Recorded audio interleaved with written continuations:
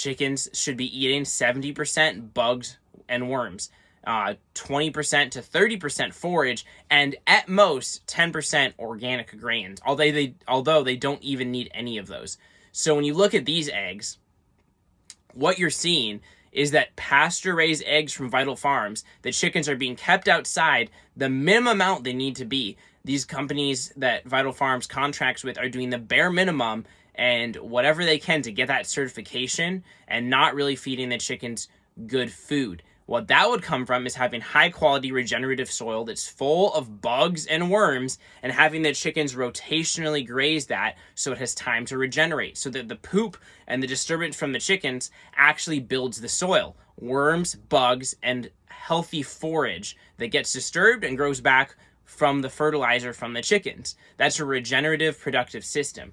Now, when you look at the pasture-raised eggs from Vital Farms, they're probably just out on a mostly dirt lot with dead, barren soil, and they're being fed a bunch of corn and soy. And that's evident. It's very obvious when you look at these numbers that it's not even a gray area. These chickens are being fed absolutely terribly.